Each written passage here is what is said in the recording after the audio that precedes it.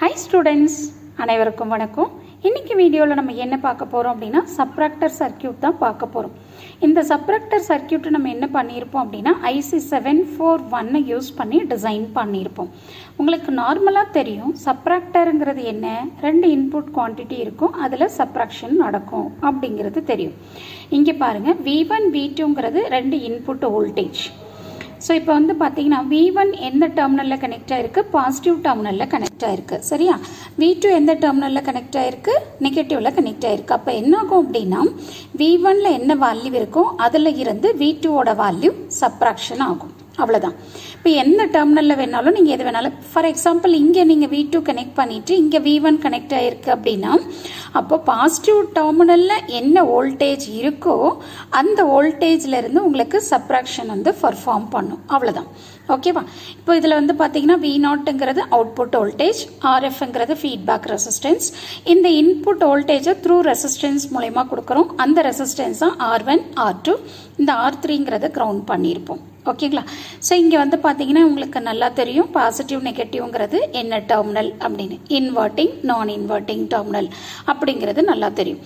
So இங்கே வந்து பார்த்தீங்க அப்படின்னா நெகட்டிவ்ங்கிறது இன்வெர்ட்டிங் டெர்மினல், பிளஸ்ங்கிறது நான் இன்வெர்ட்டிங் டெர்மினல். ஓகே, இப்போ நான் என்ன பண்ண போறேன் அப்படின்னா அவுட்புட் வோல்டேஜ் என்ன வருது இந்த சர்க்கியூட்டுக்கு அப்படிங்கிறத நம்ம டெரைவ் பண்ணணும். அதுக்காக நம்ம என்ன பண்ண போறோம் அப்படின்னா நோடல் அனாலிசிஸ் நம்ம வந்து லோயர் கிளாஸஸ்லேயே படிச்சிருப்போம். அந்த டெக்னிக் யூஸ் பண்ணி தான் நான் இந்த ஈக்குவேஷன் எழுத போறேன். இப்போ நான் என்ன பண்றேன் அப்படின்னா நோடு ஏ எடுத்துக்கிறேன். ஸோ இப்போ இந்த நோடு ஏல இருக்கிற வோல்டேஜை VAன்னு ரெப்ரசென்ட் பண்ணிக்கிறேன். ஓகேவா? இப்போ அடுத்து வந்து பாத்தீங்கன்னா இந்த V2க்கும் VAக்கும் இடையில தான் எனக்கு ரெசிஸ்டன்ஸ் இருக்கு. அப்போ இது வழியா போற கரண்ட் நம்ம எப்படி கண்டுபிடிக்கலாம்? I is equal to V by R. So Vங்கிறது higher potential minus lower potential divided by resistance தான் கரண்ட். இப்போ நான் இங்க என்ன பண்றேன் அப்படின்னா V2ங்கிறது ஹையர் பொட்டன்ஷியல்னு எடுத்துக்கிறேன், VAங்கிறது லோயர் பொட்டன்ஷியல்னு எடுத்துக்கிறேன். எது வேணாலும் நம்ம ஹையர் பொட்டன்ஷியல் லோயர் பொட்டன்ஷியல்னு எடுத்துக்கலாம், ஒன்றும் பிரச்சனையே இல்லை. இங்க V2ங்கிறத நான் வந்து ஹையர் பொட்டன்ஷியல்னு எடுக்கிறேன். ஸோ அதனால V2 minus VA divided by R2. So இதே நோடில் தான் எனக்கு என்ன கனெக்ட் ஆயிருக்கு? RF கனெக்ட் ஆயிருக்கு. அப்போ இந்த RF வந்து வழியா போற கரண்ட்டை கண்டுபிடிக்கணும். அப்போ இது நீங்க வந்து ஆல்ரெடி VAங்கிறது லோயர் பொட்டன்ஷியல்னு அஷ்யூம் பண்ணதுனால அப்போ ஹையர் பொட்டன்ஷியல் என்ன வரும்? V0 வரும். அப்போ V0 minus VA divided by RF is equal to 0. Next இதை சிம்பிளிஃபை பண்ணுங்க, அவ்வளவுதான். So V2 by R2 minus VA by R2 plus V0 by RF minus VA by RF is equal to 0. So இதுல இருந்து V0 by RF மட்டும் இந்த side வச்சுக்கோங்க. So இதெல்லாம் இந்த பக்கம் வந்ததுன்னா என்ன ஆகும் பாருங்க, பிளஸ் ஆயிரும். இது என்ன ஆகும்? மைனஸ் ஆயிரும். இப்போ இந்த ஃபர்ஸ்ட் ரெண்டு டேர்ம்ல வந்து VA காமனா இருக்கு, அதை வெளியில எடுத்துட்டீங்கன்னா 1 by R2 plus 1 by RF. Okay, minus V2 by R2. So இங்கே வந்து நம்ம என்ன பண்ணிக்கலாம்? LCM எடுத்துக்கலாம். இப்போ LCM எடுத்தீங்கன்னா என்ன வரும் பாருங்க, VA into RF plus R2 divided by R2 into RF minus V2 by R2. இந்த டேர்ம் அப்படியே வந்துடும். இதுதான் நமக்கு V0 by RF. இப்போ எனக்கு என்ன வேணும்? V0 தான் வேணும். அப்போ V0 வேணும் அப்படின்னா இந்த RF இதோட கிராஸ் மல்டிப்ளை பண்ணிக்கலாம்.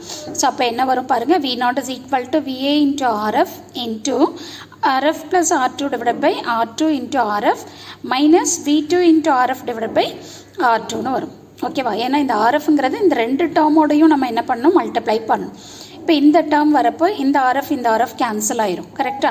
அப்போ நமக்கு என்ன வரும் பாருங்க, V0 is equal to VA into RF plus R2 divided by R2 minus V2 into RF divided by R2. இது அவுட்புட் வோல்டேஜ். ஓகேவா? இப்போ அடுத்து நான் என்ன பண்றேன் அப்படின்னு சொன்னீங்கன்னா நோடு B எடுத்துக்கிறேன். இப்போ நோடு B எடுத்துட்டு இதுல ஈக்குவேஷன் எழுதுறேன். இங்கேயும் நான் என்ன பண்றேன் அப்படின்னா V1ங்கிறது ஹையர் பொட்டன்ஷியல்னு எடுத்துக்கிறேன். அப்போ V1 minus VB divided by R1. So VBங்கிறது லோயர் பொட்டன்ஷியலுங்கிறப்போ அப்போ ஹையர் பொட்டன்ஷியல் என்ன வரும்? 0 தான் வரும். அப்போ 0 minus VB divided by R3 is equal to 0. இங்கேயும் நம்ம என்ன பண்ணணும்? சிம்பிளிஃபை பண்ணணும். அவ்வளோதான். V1 by R1 minus VB by R1 minus VB divided by R3 is equal to 0.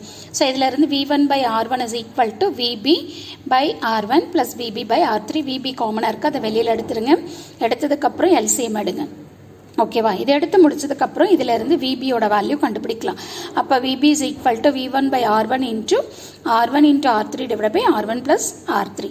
So இதுல இருந்து VB is equal to நம்ம என்ன எழுதலாம்? இந்த R1 கேன்சல் ஆயிரும். அப்ப V1 R3 divided by R1 plus R3. ஓகேவா?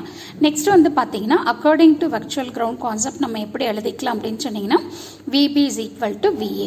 ஏன் அப்படின்னா நம்ம நார்மலாக ஐடியல் ஆப்போம் அப்படின்னா VDயோட வேல்யூ 0. ஸோ VDங்கிறது உங்களுக்கு நல்லா தெரியும் டிஃபரன்ஸ் வோல்டேஜ். அப்போ டிஃபரன்ஸ் வோல்டேஜுங்கிறது என்ன? VA minus VB. அப்போ இது வந்து நமக்கு டிஃபரன்ஸ் வோல்டேஜ் ஐடியல் ஆப்பமில் எப்படி இருக்கும்? 0வாக இருக்கும். 0 is equal to VA minus VB. அப்போ இதில் இருந்து VB is equal to VAன்னு எழுதுறோம். அவ்வளோதான். ஓகேவா? ஸோ அந்த கான்செப்ட் படி VAங்கிற இடத்த VBன்னு போட்டு நம்ம சப்ஸ்டியூட் பண்ணிக்கிறோம். ஆல்ரெடி V0 நம்ம என்ன கண்டுபிடிச்சோம் பாருங்க. V0 is equal to VA into RF plus R2 divided by R2 minus V2 R2 divided by V2 RF divided by R2னு போட்டிருக்கோம். இங்கே VAங்கிற இடத்துல இப்போ நான் என்ன பண்ண போறேன்? இந்த வேல்யூ சப்ஸ்டியூட் பண்ண போறேன். அவ்வளோதான். So V1 into R3 divided by R1 plus R3. So இங்கே வந்து ஆல்ரெடி நமக்கு என்ன இருக்கு? RF plus R2 divided by R2னு இருக்கு.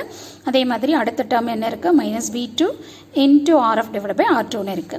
இப்போ நான் இங்கே என்ன பண்றேன் அப்படின்னு சொன்னீங்கன்னா எல்லா ரெசிஸ்டன்ஸும் வந்து 1 கிலோ ஓம் அப்படின்னு எடுத்துக்கிறேன். அப்போ என்ன ஆகும் பாருங்க? R3 1, R2 1. அப்போ இதுவும் கேன்சல் ஆயிருமா? அதே மாதிரி இங்கே 1 plus 1 2னு வரும். அதே மாதிரி இங்கே 2 வரும். இது ரெண்டு கேன்சல் ஆயிரும். அப்போ என்ன மட்டும் எஞ்சி இருக்கும்? V1 மட்டும் இருக்கும். அதே மாதிரி இங்கே 1 இங்கே 1. அப்போ இது ரெண்டு கேன்சல் ஆயிரும். V2 மட்டும் தான் இருக்கும். சரியா? அப்போ இதில் இருந்து V0 is equal to V1 minus V2. இப்போ பாருங்க, எந்த வோல்டேஜ் உங்களுக்கு பாசிட்டிவ் டெர்மினலில் கனெக்ட் ஆகிருக்கோ அந்த வோல்டேஜில் இருந்து தான் உங்களுக்கு என்ன ஆகும்? சப்ராக்ட் ஆகும். இப்போ இந்த சர்க்கியூட் பார்த்தீங்கன்னா உங்களுக்கு நல்லா தெரியும். இப்போ எந்த டெர்மினல் வந்து நம்ம பாசிட்டிவில் கனெக்ட் ஆகிருக்கு வோல்டேஜ் V1ங்கிற வோல்டேஜ் வந்து பாசிட்டிவில் கனெக்ட் ஆகிருக்கு. ஸோ அதனால் இந்த வோல்டேஜில் இருந்து இந்த வோல்டேஜ் சப்ராக்ட் ஆகும். ஃபார் எக்ஸாம்பிள் வந்து V1ஓட வேல்யூ வந்து உங்களுக்கு 10, இதோட வேல்யூ 5 அப்படின்னா so 10 minus 5 you will get the output voltage is equal to 5. அவ்வளோதான். ஆக்சுவலாக இந்த சப்ராக்டர் சர்க்கியூட்டுங்கிறது என்ன அப்படின்னா பேசிக்காக ஒரு டிஃபரன்ஷியல் ஆம்பிளிஃபயர் தான். ஓகேவா? இதில் நம்ம என்ன பண்ணுவோம் அப்படின்னு சொல்லி பார்த்தீங்கன்னா எல்லா ரெசிஸ்டன்ஸோட வேல்யூவும் ஈக்குவலாக எடுத்துக்குவோம். அவ்வளோதான். ஸோ டிஃபரன்ஷியல் ஆம்பிளிஃபயருக்கும் இதுக்கும் என்ன டிஃப்ரென்ஸ் அப்படின்னா இங்கே வந்து நம்ம எல்லா ரெசிஸ்டன்ஸோட வேல்யூவும் 1ன்னு எடுத்துட்டு சிம்பிளிஃபை பண்ணுறப்போ நமக்கு output voltage is equal to V1 minus V2ன்னு வருது. பேசிக்கலாக this is a basic differential amplifier. So கண்டிப்பாக இந்த வீடியோ உங்களுக்கு யூஸ்ஃபுல்லாக இருக்கும்னு நினைக்கிறேன். தேங்க்யூ ஃபார் வாட்சிங் திஸ்.